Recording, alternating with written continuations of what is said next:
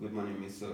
Alfred Rucks. Well, good morning. It's a pleasure to see you again. Well, it's a real pleasure. Okay. I would like to ask you to introduce yourself. Well, my name is Alfred Julian Rucks, a resident of Las Cruces, New Mexico, a transplant from Tennessee, born in Bellwood, Tennessee, educated in Tennessee, and moved to Las Cruces in 1962. 1962. What brought you to New Mexico, Las Cruces? To accept a position at White Sands Missile Range as an engineer scientist in the Missile Flight Safety Office there. Was it easy to come to Las Cruces, New Mexico? It wasn't difficult because some of my classmates were here. In fact, a number of them were here at that time. And so they had told me all about the involvement of the surrounding locations and the different places that we could live. We could live either in El Paso, Las Cruces, Alamogordo, and I chose to live in Las Cruces because that's where most of my classmates were living. Okay. We know that you have a very long past with the NAACP. So how long have you been a member of the NAACP? Now, for 50 years. 50 years. Yes. How do you get them? I became a member in 1968. Okay. Mhm. How do you become a member?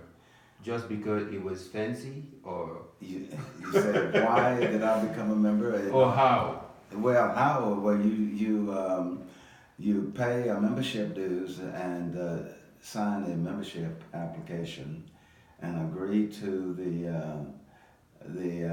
the policies and procedures of the NAACP. But why did you get involved with the NAACP instead of other organizations? Well, it's when you look at the time, we have a lot of national organizations, but they do not have the nationwide presence that the NAACP has. And at that time, when I came here, the NAACP was the only national organization that had a presence here in Las Cruces. The Doña County branch of the NAACP was chartered at that particular time, and many of the, I guess the ancestors or the people who migrated to Tennessee, from New Mexico, they brought with them the concept of the NAACP, and it had a lot to do with being in the close proximity of El Paso, where a very prominent figure in the NAACP, Dr. Nixon, I have come to learn that he had an influence, a great influence, on the establishment of the NAACP in New Mexico. In fact, El Paso is the oldest branch of the NAACP in Texas, and his influence had a lot to do with the establishment of the branch in Albuquerque, which was they were established and chartered 1 year earlier than the branch in Albuquerque. Okay. So NAACP has had a long history in New Mexico. In fact, the Albuquerque branch has celebrated its 100th anniversary. Yeah.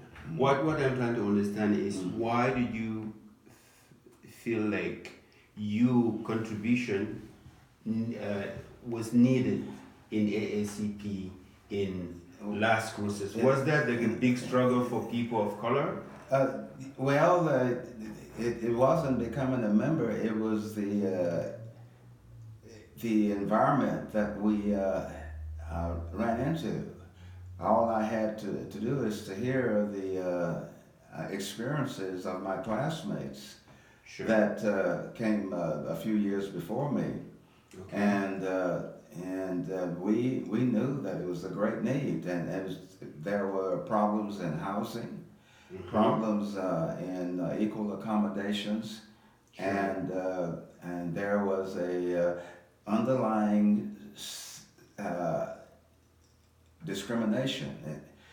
In Las Cruces, you very rarely ran into what we call overt discrimination, but we did at that time.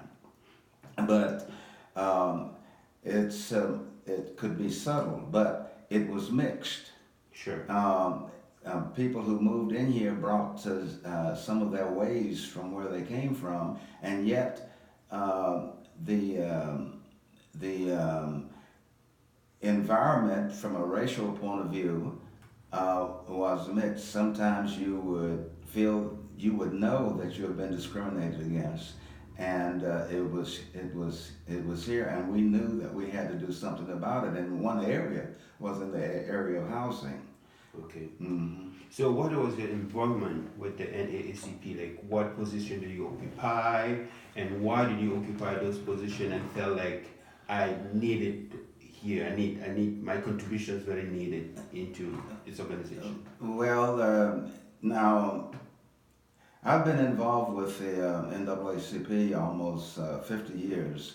So at this time in life, I'm going to have to break it down into local activity, state activity, and national activity. Okay.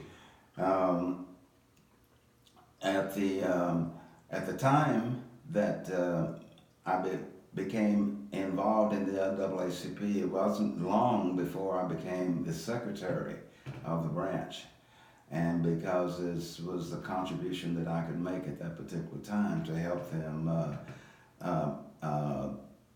manage the branch. It was a state level. No, this was at the local level. A local level. That local level. Okay. Yeah, I'm starting out at the local level. Sure.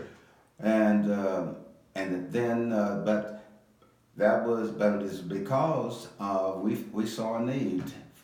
It was the involvement of African Americans in the community. Sure. They were not seen as participants in the community.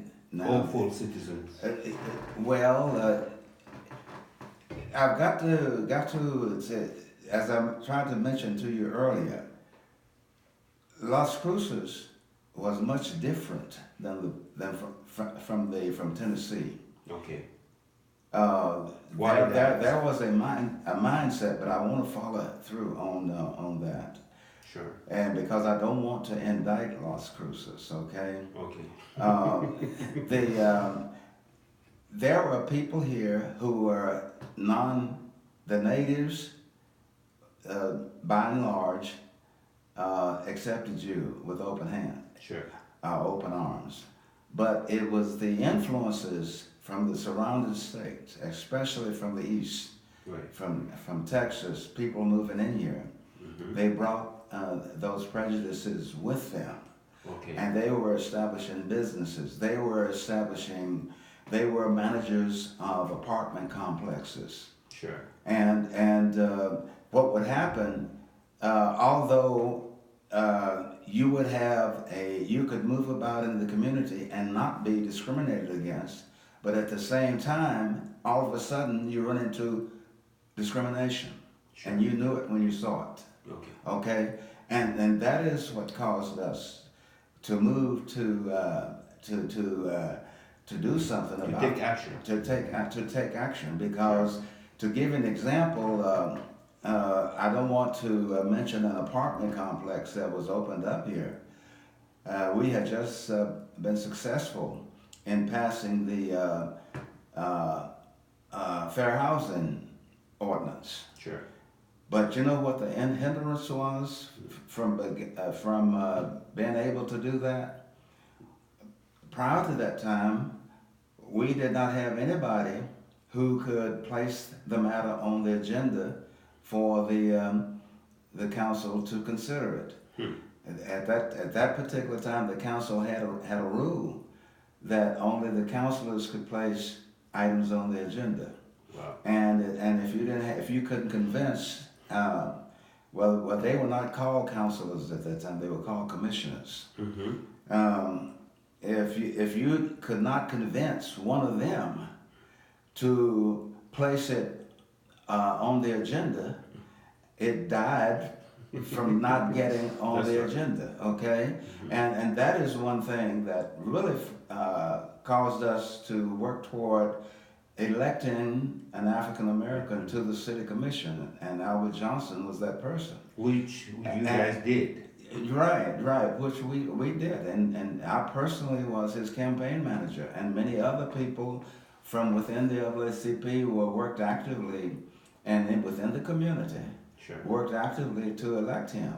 Okay. But he only won by a small margin on the first, but he won. He won. Right. Yeah. But one of the first items of business that we had when he was elected, we had somebody that could present this to the commission. Sure. But first we had to write it. We wrote the ordinance. Okay. And believe it or not, we had a lot of allies that, in fact, I have to give Bob Munson. He wasn't a member of the commission at that time. He later became mayor of Las Cruces. Sure. But he helped write that ordinance along with me and others, and then we presented it to the city attorney for review. Sure. And brought it to the council. Now there were some other things that had to take place. Sure. We had to make sure that we filled the House in support of that when it came up, and it was one of my jobs as a supporter of Johnson to make sure that there was support in the ordinance when it came up for a vote. Sure. And we filled the House, and they passed it. Okay. But up until that time, we could not get the commission to even consider it and place it on the agenda. Congratulations. Okay. Congratulations. How about the national level? Well, let me speak about the state level The before state we level. get, yeah. Yeah. That was the state level I'm trying to say. Yeah, we're going bottom up. You're right. We're Sure. going bottom up. Now, I served 2 years as secretary, and then another term as treasurer. Well, I served first 2 years, and then I went to president Okay. of the local branch, and then at the time that I was Do you remember what years? oh my. You have a huge biography, so we research. No, I have it. I have it written down, and I can give you the approximate times. It doesn't. It's not necessary right now. Right. Yeah. But We just need maybe the involvement. no, I can At send that it's level. part of my biographical information. Sure. And but I was elected as president of the local branch, and at the same time I was elected as treasurer of the state organization. Right. And then I served 2 years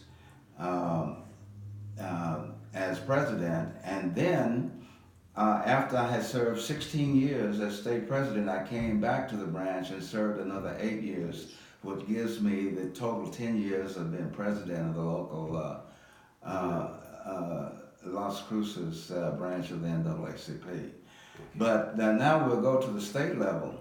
On the state level, I became president of the, after being elected treasurer in 1970. In early 1971, I took office in 1972. Sure. Became state president, and it was a little different job. It required much more travel. Sure. And learning, and at that time we had 5 units in the state of New Mexico. Okay. And when I left office, and 16 years later, we had 12 branches and 7 youth and college chapters. We had a total of 19 chartered units in the state of New Mexico. And so that was an accomplishment over that 16-year period. Sure. I took office at the 16th annual convention of the state conference, and I left office at the 32nd annual convention. And today we are going to celebrate the 60, I believe he says the 69th anniversary of the New Mexico State Conference. Now, some of the things that we did while I was state president, we did receive a grant from the state of New Mexico it was a grant of $100,000 to help reincarcerate, not reincarcerate, but reintegrate ex-offenders into society after they had, that office program was headquartered in Albuquerque. Okay. Right, and we hired Barbara Richardson, I believe, to be the first director. Okay. And then we had a number of employees, and that was a big undertaking at that particular time. Okay. Now, the other thing that we were able to accomplish at the state level was to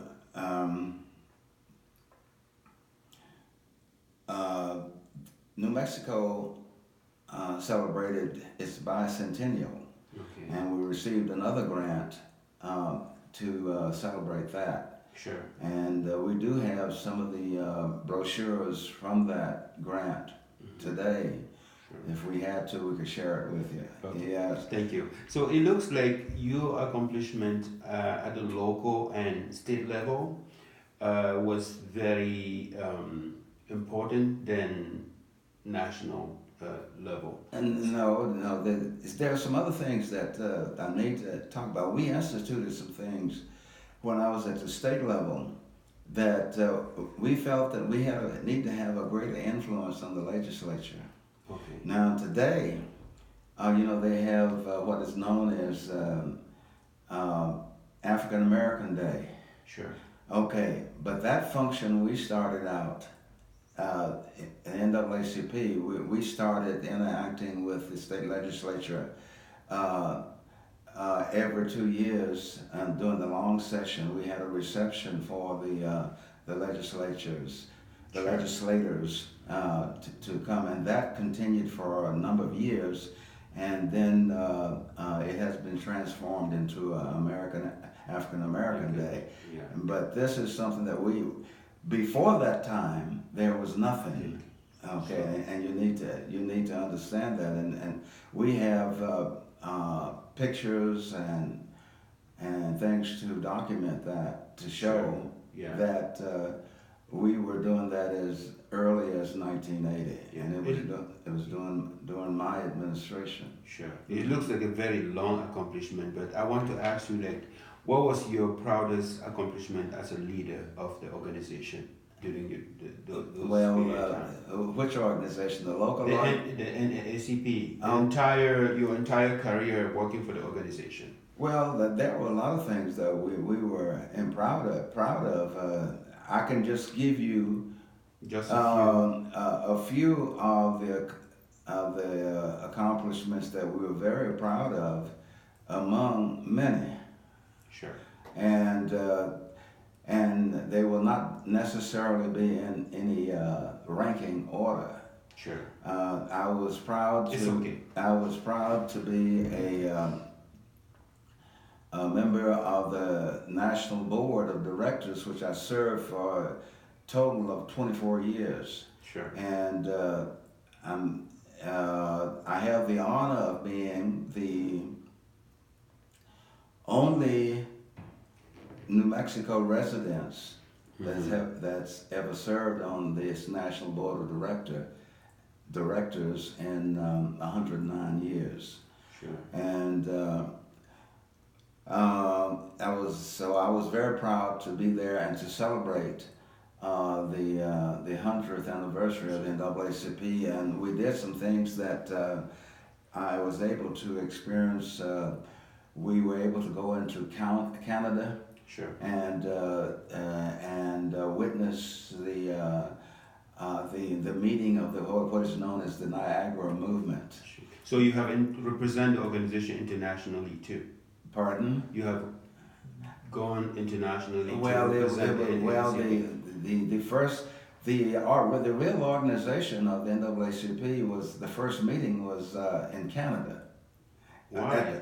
Because they couldn't find a place to meet in the U.S. Yes, in this large half-continent. Well, but the Niagara Movement. You need to, and so that is the actual place they met was in Canada. Okay. And right off of Buffalo, New York. Okay. Okay, and there were in Buffalo, New York, there are many of the historic.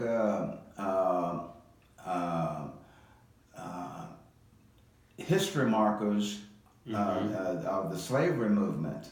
Sure. And that we had an opportunity to visit. Sure. While we were there. So now the Niagara movement took place much earlier, before the formal organization of the NAACP in 1909. But that was the beginning of the formation of the NAACP and the leaders coming together. But it was in Canada.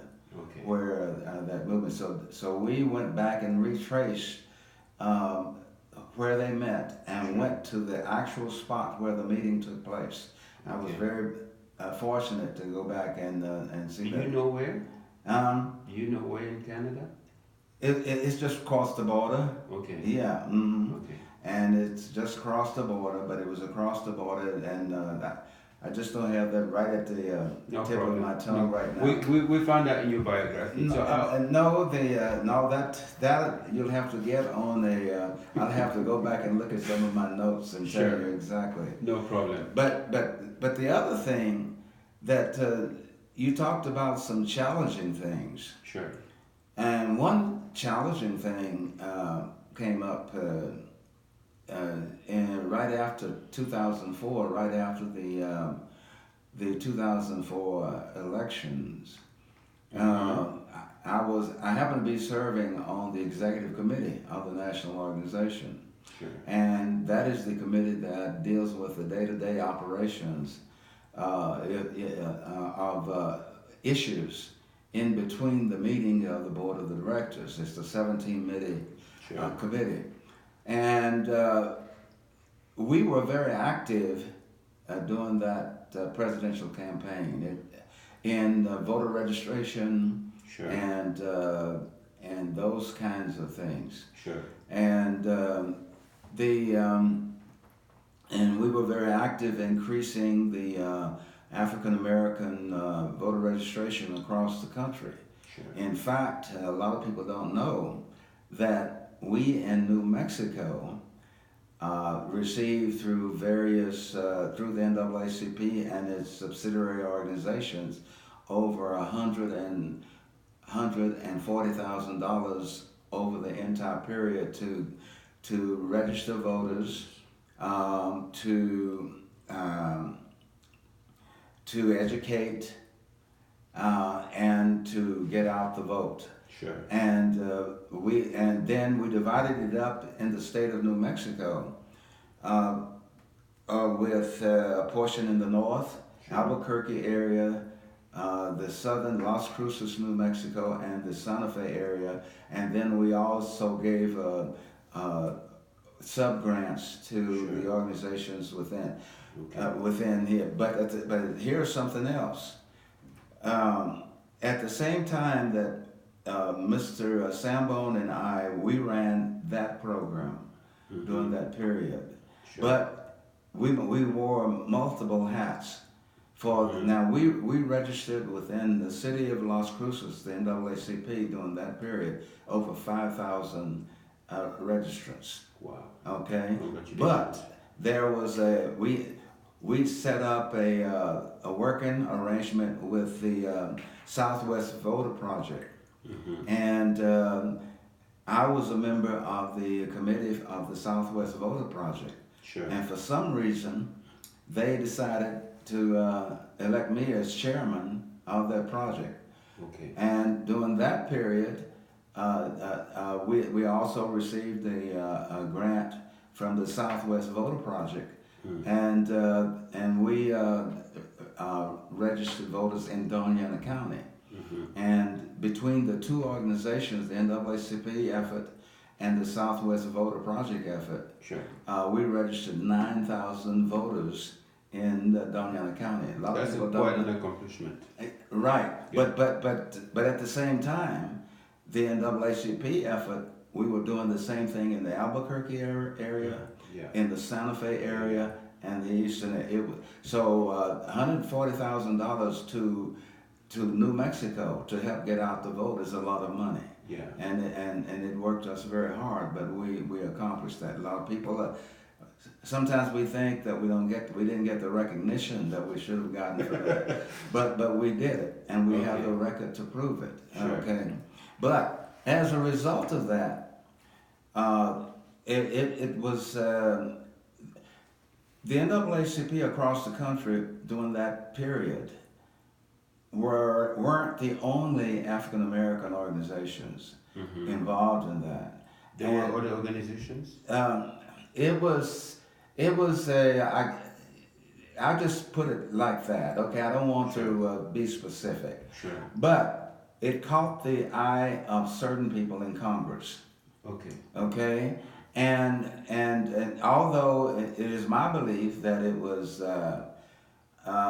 illegal, see, I'm getting to the point that Illegal? some people, yeah, although I believe that it was illegal, but certain people in Congress Sure. wrote letters to the IRS to encourage them to investigate our organization. Okay? Yeah. Right. They weren't happy. Wait, I need to tell you, you want to know what is very challenging. And, and at that particular time, I was sitting on the executive committee of making a decision. We received the letter from the IRS, and that what they did is basically it came from Cincinnati, from a very low-level employee. Sure. And said that they were going to investigate the NAACP and consider removing our 501c3 status. Right. To replace it with what? There has to be something. No. The way the IRS, we have 501c3 status for the organization. If they remove it, what that does, it means that the donations that we get to the organization are not tax exempt. Yeah, they just wanted to cut resources to the organization. Yeah, but you need to understand the connection. Sure. Cut the resources of the NAACP so that we cannot run another national campaign like that. To vote for voting. Right, but the challenge. Now you want to know what the challenge is. The challenge is I was sitting on the executive committee, a 17-member executive committee. Sure. And I pay taxes too. I know that they know who's sitting on the executive committee. Yeah. Okay. And so the question was, were we going to comply? Yeah. With what and we're going to comply, but we're not going to fall over dead because we didn't agree with what they were accusing us of. Sure. Now, what really came back? Our response to them. Our response to them, and I was the one who voted in the affirmative. We had 17 members of the executive committee, but only 12 voted to support the response that went out, and I was one of them. And we told them, that if you enforce this law on us, you will enforce it on every 501c3 in the country. In the country. Yeah. And well, after 3 or 4 years, it fizzled out. We got another letter from a low-level employee. Yeah. And said You've been dismissed. The investigation at the end of is complete. Well, but I'm telling you now. The thing is, you have to understand that when you're operating at that level, people come at you at all kind of ways. I didn't know whether my taxes are going. I'm going to have to undergo an audit. Right. Wow. Really? No, but that's a possibility. That's right. That's right. But these are challenges that you have to face when you're sitting at in the NAACP, especially at the top level. Yeah. Okay. I'm not very surprised because the NAACP is an organization that has a lot of challenge in the U.S. But let me ask you this: have you ever had any life threat being leader of the NAACP in New Mexico? Is that something you feel comfortable sharing? Well, now threatening situations. Just before I left office, my job at White Sands Missile Range, we had a number of officers of the NAACP been threatened with bombs in the mail, letter bombs and those kind of things. Okay. And I had to tell the people at the mail office at White Sands Missile Range they were going to have to monitor the mail. Going to the member of NAACP? No, coming to me at my office. Coming to you? Yeah, Yes. at my office. Please. Okay. And that was for their protection, to let them know that they may have surprise. No, they need to be aware of the real threat, because the FBI is the one that informed us that we should notify all the officers and members of the leadership to beware of letter bombs coming to NAACP officers. So I took the precaution to alert the people in the mail room at White Sands Missile Range that mail addressed to me, coming to me, that this is something that should be. And also, we also took the precaution to I wasn't the state president at that time, but the state president and the national office made sure all the officers around the country. Right. Now we had one of our local officials received an unmarked package, and he was leery of that. Sure. And because we were looking at everything, and here in Las Cruces, and he received a box that didn't have a return address on it, anything that he could identify it with, and they called the bomb squad to come and look at it. From for Fort Bliss, and to look. But the other threatening thing is just from a local level. Here at this church building, I've had my car shot into. Here. Yeah, right. Okay. Car sitting out there right where it is. Sure.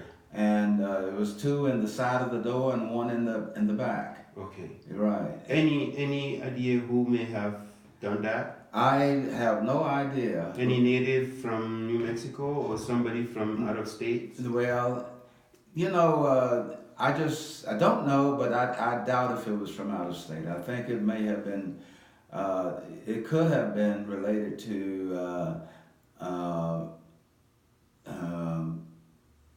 actions that people thought that I was taking to remove a drug house from where I lived. Okay, but do you ever think of stepping down because of the death threats? Not because of the death threat. No. Yeah. No. You never even thought of saying I am leaving this activity. You cannot be intimidated that way. Why? Some people do. Why you didn't? No, you cannot. People. All you have to do is look at the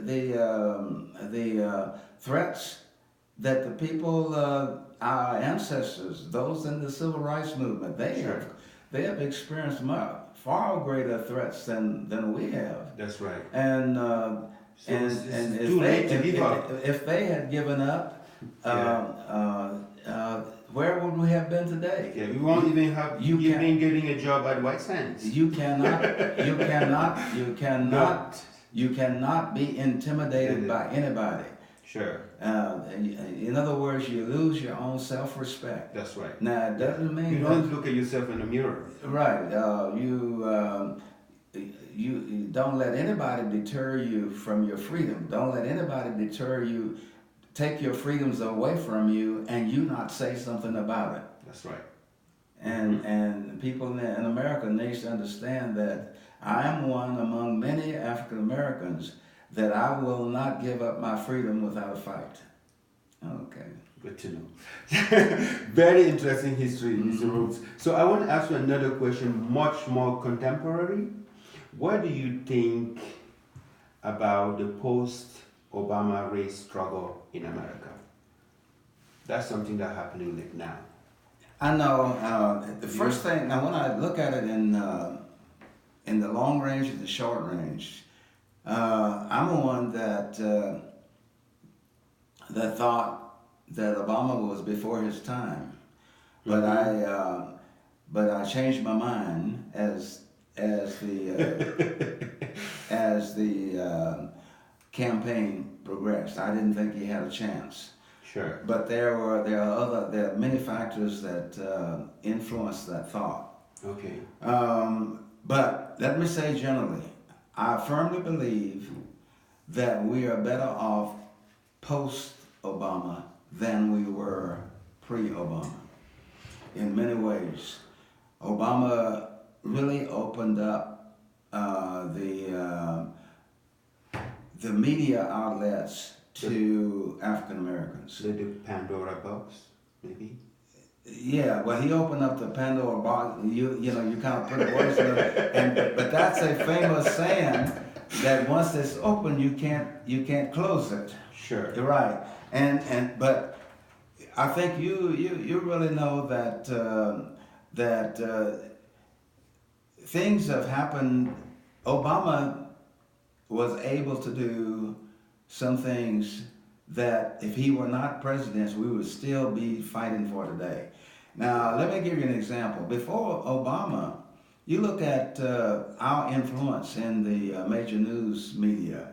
Mm-hmm. Before Obama, we had a hard time getting our message in the news. Sure. But it's not true today. And it's only because that he was there, president. Sure. And the media brought in African Americans as major spokespersons in the media, right. Even on Fox News. Right. Okay, and before that, we had a very hard time getting our message out. Okay, but we also have a very hard time with the struggle of colored people after Obama in office. Like right now, like the police brutality. And we're still seeing the rise of the right wings, Well, it's. I don't think when I look at discrimination, prejudice, I look at some of the European countries that were under the hammer of the Soviet Union. Mm-hmm. They were there for almost 50 years, and as soon as that hammer was removed. Did you know some of their old prejudices came back? Sure. And they had to deal with it. Okay. Prejudice is something that's in. Sometimes, if you're a religious person, it's an iniquity that sure. That is passed down from generation to generation, yeah. And sometimes it's very difficult to remove. It's overtly and very subtly sure. Revealed within a society, sure. And sometimes it can appear to be gone, but it's only dormant. That's right. But But here in the United States, um, I've always known the prejudices were there, That's right. and it's to what degree is there. Yes. I believe that today there is the majority of the people of the United States do not condone racial prejudices. At least they do not knowingly do it. Sometimes they unknowingly do. Okay. And but when you look at some of the pollings and that group even today, although seem to be empowered, they still are a minority. Sure. Okay. What do you think of people who say that America would have not solved the racial problem by just getting a black man in the White House? They need like a deeper race conversation in the U.S. because of what is happening now after Obama. It just feels like the larger part of the population of the U.S., that is white people, not all of them, but some of them who run campaigns saying that we need to take our country back. They are appropriating the country right now, by what is happening in the country. But we're saying the same thing right now. We're going to. It's not like the backlash. Yeah, it's a backlash, but you got to remember now. We're going to have to speak very specifically. Mm-hmm. Our current president was not elected by a majority of the people of this country. Okay. Like many presidents in the world. No, but I just want to make that emphasis. Sure. A majority of the people did not elect him president of the country. Mm-hmm. But according to our Constitution, he is the president. Sure. Based upon the Electoral College. And you have to also remember that in the states that he won, that allowed him to win, even in Florida, he won by a very narrow margin. Sure. Okay? If this president. This president, yes. Yeah. And if he had not won... He also lost the popular vote. But that's what I'm saying. That's what I mean when I say majority of the people did not vote for him. Sure. And the popular vote, some people don't understand popular vote. The majority of the people did not vote for him by some 3 million or so people. Yeah. Okay. But according to our Constitution, he won the election. Okay. But he won the Electoral College vote by a very narrow margin. 80,000 votes would have made the difference. Sure. And who was whether he was elected even by the Electoral College. But this has happened before in the U.S. election twice now. Yeah, but it's happened. Well, it happened between Al Gore and Bush. Yeah, but before then, the Constitution provides. The writers of the Constitution did anticipate that a candidate. See, here are several combinations. You can win by the majority vote, right, and yet not become president of the United States because you don't have the majority of the electoral votes. Okay. But what do you gain? But let me just explain this, because this is something that some people don't quite understand. And you can just flip it. Sure. You can win the popular vote or the majority of the vote in the country and still lose the election. Or there's another situation that can occur. Neither one can get a majority of the Electoral College vote. And according to our Constitution, that is, then the decision on who the president is goes to the House of Representatives of the United States of America. And that has happened, I know of it just in Reconstruction.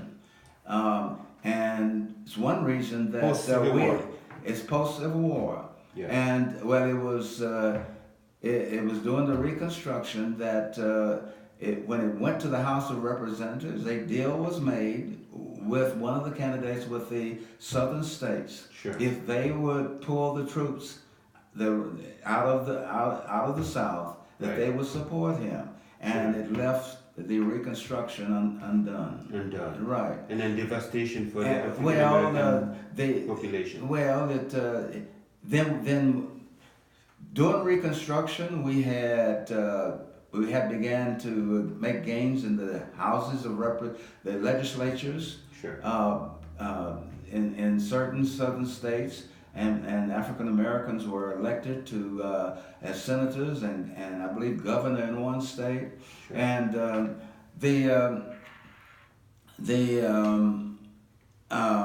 but once that happened, then we began to take steps backwards for Sure. a number of years, Okay. and that particular point in history Yeah. really had a devastating impact upon African American Americans. future. Yeah, because the Reconstruction that had been planned out had not been Have been completed. stopped. It was just interrupted. Okay. But okay, now you had another question. I have another question. My other question is, what role has your faith played in commitment to civil rights in your community? I know that you're a very influential member of the church here. How did that, fit your commitment to the struggle of civil Well, rights? that had a lot to do even with me getting through engineering school. Okay. But I'm talking about fighting for freedom. Yeah, fighting for freedom or anything that I do. You first have to have a purpose in life. Mm-hmm. And without a purpose, people say, well, what am I doing all this for? Yeah. And The reason, the motive. Well, it's the purpose and right, and so there are some core values that have been well instilled in me, and many of them are from a religious vantage point. Sure. So they're spiritual. Right, and life is more than just going out and doing things. You got to go out. So one of my overall objectives is to be of some benefit to somebody. Sure. And what happens is that in the church work we have here, this is one area I have a responsibility. One of my core values is my obligation to God. Sure. I believe that there is a God. Yeah. Okay, and we could talk about that if we want Sure. to. Some people say it's debatable, and I'd be willing to debate that with you. It's not just the purpose of our conversation, but see, I'm going to. You're expanding. Yeah, I'm just giving you a feel, Sure. a sense of my core value. Now now I believe in the Holy Bible. Sure. Okay, and within the Holy Bible there are certain principles of life there, Right. and from that we learn that one is that we should love our neighbor as ourselves. Sure. Okay. Mm-hmm. And so that is a very expansive expression. That's right. If I see my neighbor in need, then I should do something to help. Right. Yes. But when you look at it at a much larger scale, we all should also, the scriptures say that we should be available for every good work, and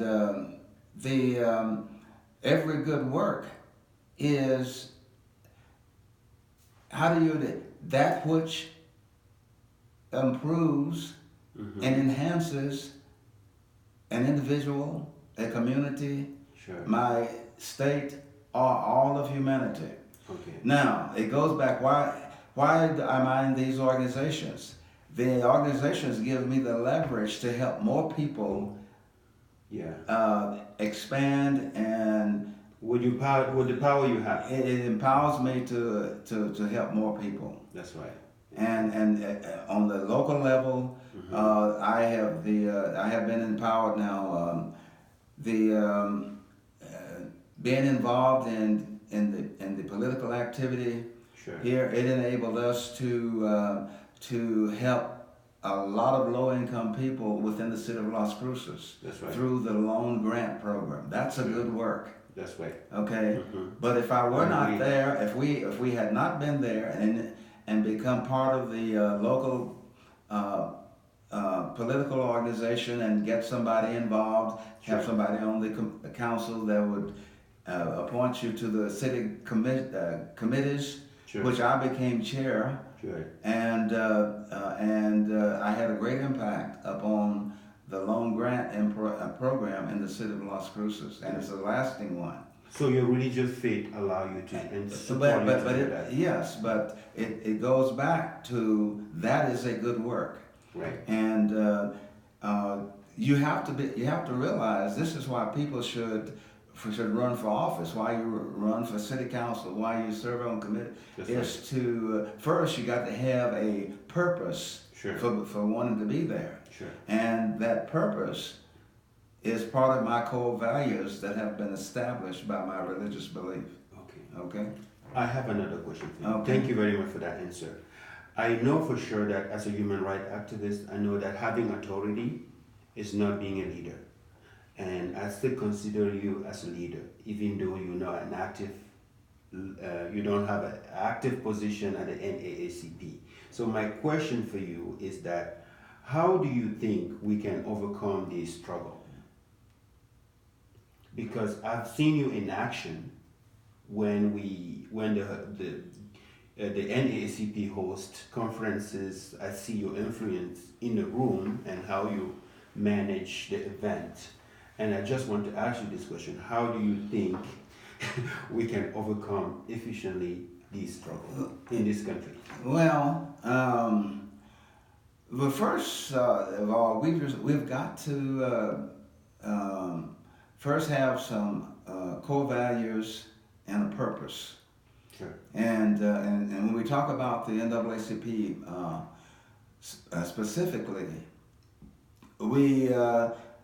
it's an organization that has survived for 109 years, Mm-hmm. and it's on some very basic principles that have not changed since its inception. Okay. And what we have to make sure and instill into the leaders who follow on them, make sure that we are training them, Mm-hmm. encouraging them to stay true to the principles that were established by our forefathers. Okay. And because they've been tried and tested, Mm-hmm. and let's don't vary from it. Okay. Despite the sacrifice. Despite the sacrifice, no, Okay. don't vary from it, because you don't want to head off into a direction that hasn't been untested. You want to be transparent. Okay. You don't want to be a secretive. We're not a secret organization. We're open. And It's not a cult. And it's not a cult. No, Mhm. you want to make sure the national organization has rules and bylaws. Mm-hmm. And I, as a senior statesperson, Sure. both at the local, state, and national level, Sure. that's one of my functions today. If I see something going wrong at the local level, I You call have the to, people yeah. aside and tell them that you need to do Adjust this. it. Yes. And even at the state level, I do Okay. it. Sometimes I can pick up on stuff see it when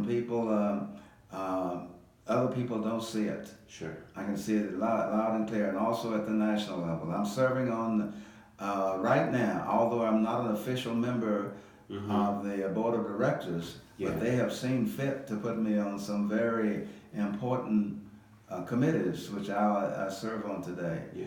And that is the Constitution Revision Committee and the Bylaw Review Committee. Okay. And that controls the direction the organization goes nationwide. Okay. Mhm. Okay. So here another tough question for you. Why did you choose to get involved with the NAACP rather than other black organizations such as Nation of Islam or the Black Panthers? What Okay. did you do the NAACP? Well, then I became involved in NAACP. I became a member in 1968. Mhm. And Why not Nation of Islam or the Black Panthers or other organizations? well, see, you got to remember, Nation of Islam and all the Black Panthers had a presence in Las Cruces. They did. They did not. They did not. Did not. Yes. No, Okay. no. And but the presence was. You need me to wait. The battery is low.